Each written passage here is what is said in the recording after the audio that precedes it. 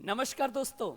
जैसा कि आपको पता है, आप देख पा रहे होंगे कि आरबीआई का गठन हुआ, कैसे हुआ और आरबीआई करती क्या क्या है।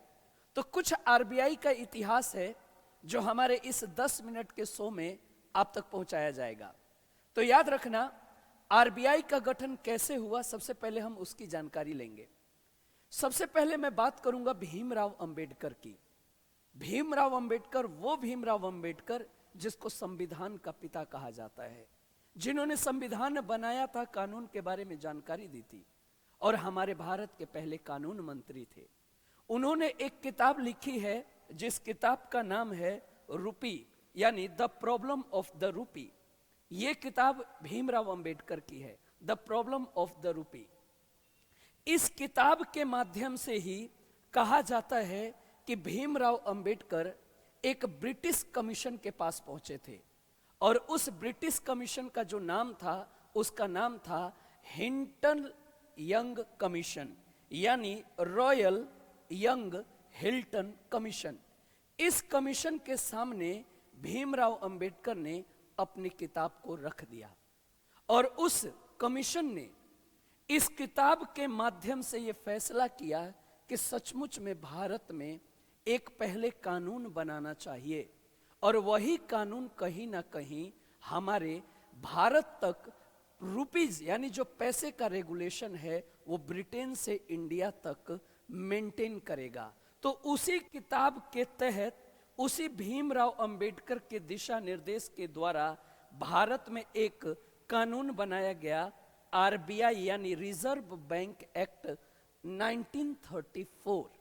तो याद रखना, एक्ट तो बनाया गया 1934 में। किस किताब की मदद से? The problem of the rupee. यह किताब किसकी है? भीमराव अंबेडकर की। चलिए आगे बढ़ते हैं। अब कहीं ना कहीं यह किताब तो बन गई और इस किताब, इस रूल के द्वारा, इस रूल जो 1934 का जो रूल है आरबीआई एक्ट, उसी को आगे चल के 1 अप्रैल 1935 को एक पूरा स्ट्रक्चर के रूप में निखार दिया गया, जिसको कहा गया रिजर्व बैंक ऑफ इंडिया। तो एक्ट पूछेगा तो 1934 और आरबीआई का गठन पूछेगा तो 1 अप्रैल 1935। यह हमारा सबसे शानदार पॉइंट है। याद रखिएगा, इस आरबीआई का गठन सबसे पहले किया गया हेडक्वार्टर के रूप में कलकत्ता। तो कलकत्ता हेडक्वार्टर बनाया गया था 1935 में। धीरे धीरे 35 गुजरा, धीरे धीरे 36 गुजरा और 1937 में इस कहीं ना कहीं इस हेडक्वार्टर को, कलकत्ता वाले हेडक्वार्टर को शिफ्ट कर दिया गया मुंबई हेडक्वार्टर में। तो 1937 से आज तक आरबीआई का जो हेडक्वार्टर है, 1937 के बाद आज तक आरबीआई का हेडक्वार्टर मुंबई है, लेकिन शुरुआती दौर में हेडक्वार्टर कलकत्ता था। धीरे धीरे वक्त गुजरा, भारत आजाद हो गया 1947 में। जब भारत आजाद हो गया 1947 में, तो शर्त यह रखी गई कि हमारे आरबीआई को नेशनलाइज कर देना चाहिए, राष्ट्रीयकृत। तो इससे फैसला और भी आसान हो जाएगा। उस समय के तत्कालिक प्रधानमंत्री नेहरू जी ने आखिर में इस बात पर सहमति दे दी और 1949 में इसको नेशनलाइज कर दिया गया, यानी ये राष्ट्रीयकृत हो गया। यहां तक की घटना आपको जरूर समझ में आ रहा होगा। तो आपने शुरू से देखा, ये पॉइंट क्लियर हो गया। धीरे धीरे वक्त गुजरा और एक मुद्दा उठ के आता है कि आखिर में आरबीआई का संचालन करता कौन है, आरबीआई का हेड कौन है? तो उसको बोला जाता है आरबीआई गवर्नर। तो 1935 से लेकर आज तक की अगर मैं बात करूं, आज तक यानी 2024 तक, कुल भारत में 25वां गवर्नर काम कर रहा है पूरे भारत में। आज पूरे भारत का 25वां आरबीआई का गवर्नर काम कर रहा है। लेकिन याद रखिएगा, इस 25 में शुरुआत के 2 गवर्नर ऐसे थे ओसबर्न स्मिथ और जेम्स टेलर, ये विदेशी थे और 23 के 23 भारतीय रहे हैं। आपके सामने एक सीडी देशमुख दिख रहे हैं, ये लाल अक्षर में दिख रहे होंगे सीडी देशमुख। ये याद रखिएगा, ये वही सीडी देशमुख हैं जो पहले भारतीय हैं, फर्स्ट इंडियन आरबीआई के गवर्नर। अभी भारत आजाद नहीं हुआ था, तभी यह 1943 के आसपास इनको गवर्नर बना दिया गया और ये 1949 तक गवर्नर रहे। जब भारत आजाद हुआ तो यही सीडी देशमुख आरबीआई के गवर्नर थे। जब आरबीआई नेशनलाइज हुआ 1949 में, तो यही सीडी देशमुख आरबीआई के गवर्नर थे और यही पहले भारतीय हैं जो आरबीआई के गवर्नर हैं। तो कुल 25वां काम कर रहा है, जिसमें से 2 विदेशी हैं, Osborne Smith, James Taylor. Osborne Smith overall first हैं, ओवरऑल, क्योंकि सबसे पहले 1935 में यही थे, सबसे पहले यही थे। याद रखिएगा, आपके सामने मैं दिखाना चाहूंगा, ये हैं ओसबर्न स्मिथ, ये पहले आरबीआई के गवर्नर हैं 1935 में, लेकिन ये विदेशी हैं।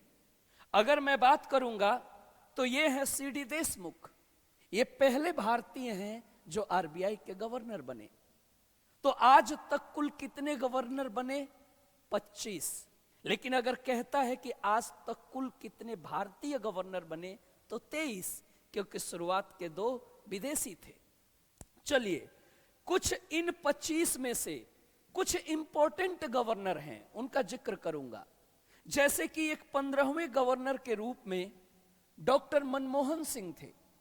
ये वही मनमोहन सिंह हैं जो बाद में 2004 में भारत के प्राइम मिनिस्टर भी बने। ये वही मनमोहन सिंह हैं, ये वही मनमोहन सिंह है, देखिए वही मनमोहन सिंह है। एकमात्र भारतीय, एकमात्र प्राइम मिनिस्टर जो आरबीआई का गवर्नर भी रहा है, तो उसका आंसर कर देना मनमोहन सिंह। एकमात्र प्राइम मिनिस्टर जो आरबीआई का गवर्नर रहा है, उनका नाम होगा मनमोहन सिंह। तो याद रखना, ये 15वें आरबीआई के गवर्नर थे और 2004 में ये प्राइम मिनिस्टर बने। मैं इनका जिक्र कर रहा हूं। एक वैसे ही और आरबीआई के गवर्नर हैं, उनका नाम है आर.एन. मल्होत्रा। आर.एन. मल्होत्रा। अब इनका क्यों जरूरी है इनका नाम? इनका नाम इसलिए आर.एन. मल्होत्रा का जरूरी है क्योंकि जो इनकी पत्नी थी, आर.एन. मल्होत्रा की मैं पत्नी, ये देखिए, ये है आर.एन. मल्होत्रा। जो इनकी पत्नी थी, ये भारत की पहली महिला आईएएस अधिकारी, आईएएस अधिकारी थी, पहली महिला आईएएस अधिकारी थी। ये साउथ कैडर में थी। ये 1951 की बात है। वो इसी आरबीआई के गवर्नर आर.एन. मल्होत्रा की पत्नी थी, अन्ना राजम मल्होत्रा। इसलिए जरूरी है ये, इसलिए खास है ये आरबीआई के गवर्नर। थोड़ा सा और एक आरबीआई के गवर्नर पर मैं प्रकाश डालूंगा, जिनका नाम है उर्जित पटेल। ये वही उर्जित पटेल हैं, जब भारत में नोटबंदी हुई थी, डिमोनेटाइजेशन हुआ था 2016 में, तो आरबीआई के गवर्नर यही थे। जब नोटबंदी हुई थी, नोटबंदी के समय में यही थे उर्जित पटेल। मैं इनकी छवि आपके सामने दिखाना चाहूंगा।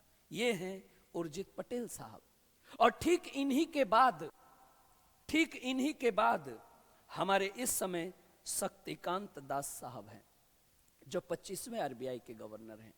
अब ये बताइए, याद रखना, इनका लीगल कार्यकाल जो होता है वो 3 वर्ष का होता है, और अगर सरकार चाहे तो 2 वर्ष एक्सटेंड कर सकती है, लेकिन लीगल 3 साल का होता है आरबीआई के गवर्नर का। और ये प्राइम मिनिस्टर की सिफारिश पर ये चुने जाते हैं। आज तक कुल 25 हुए हैं, लेकिन क्वेश्चन एक ये आता है कि क्या सर आप ये बता सकते हैं कि क्या कोई महिला आरबीआई की गवर्नर बनी है? तो बहुत सारे क्वेश्चन आते हैं, नहीं बनी है। याद रखना, आपके नजर में यह होगा कि महिला बन ही नहीं सकती, लेकिन मैं कहता हूं जब महिला भारत की राष्ट्रपति बन सकती है तो यह क्यों नहीं, बिल्कुल बन सकती है, लेकिन अभी तक कोई महिला बनी नहीं है।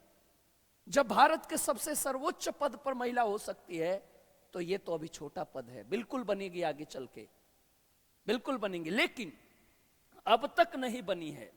तो याद रखना, आज तक 3 महिलाएं ऐसी हैं जो डिप्टी गवर्नर जरूर बनी हैं। उषा थ्रोट, जो 3 महिलाएं ऐसी हैं जो जरूर बनी है डिप्टी गवर्नर।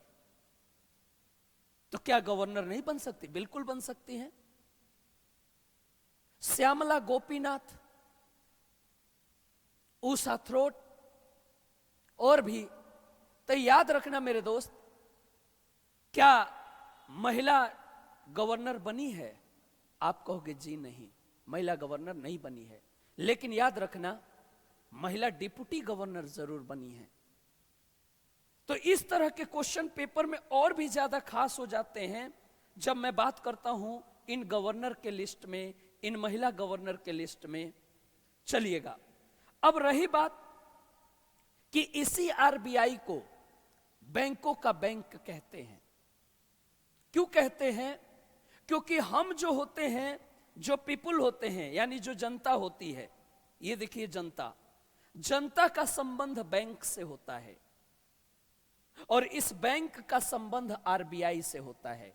तो हमारा बैंक ये और बैंक का बैंक ये, इसीलिए आरबीआई को बैंकों का बैंक कहते हैं। इसलिए आरबीआई को बैंकों का बैंक कहते हैं। याद रखना मेरे दोस्त, ये वही आरबीआई है जो ये रूल निकालता है कि जो नोट होता है, याद रखना नोट पे क्वेश्चन बड़ा इंपॉर्टेंट है। 1 रुपए का नोट है, अगर 1 रुपए अब तो बंद है, उस पर फाइनेंस सेक्रेटरी के हस्ताक्षर होंगे।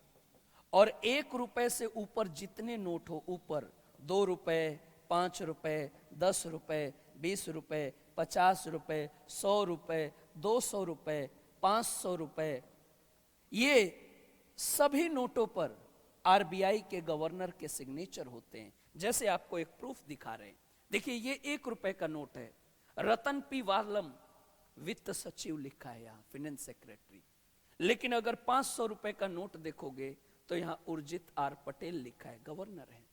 तो 1 रुपए के नोट पर फाइनेंस सेक्रेटरी के हस्ताक्षर होते हैं, जबकि ऊपर के नोट पर, 1 रुपए से ऊपर के नोट पर आरबीआई के गवर्नर का सिग्नेचर होता है। यह वही आरबीआई का गवर्नर है जो अगर चाहे तो इसके पास पावर है 10,000 रुपए के नोट जारी कर सकता है, नोट जारी कर सकता है। अभी जो मैक्सिमम है वो 500 का है अभी। और अगर सिक्का चाहे तो सिक्का पे हक केंद्र सरकार का है, 1000 रुपए का सिक्का मैक्सिमम हो सकता है, सिक्का मैक्सिमम हो सकता है। तो ये सारे आरबीआई के अधीन हैं।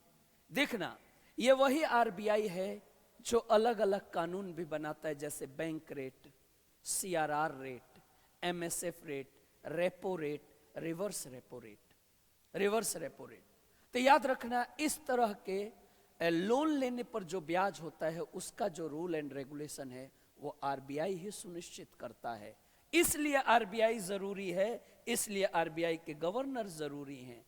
तो मेरे लाल, कुछ इस तरह के क्वेश्चन आरबीआई से जुड़े हुए आ सकते हैं। तो मिलिए हमारे 10 मिनट शो के साथ, और भी बहुत सारी जानकारी आपको देंगे। दीजिए हमें इजाजत, नमस्कार।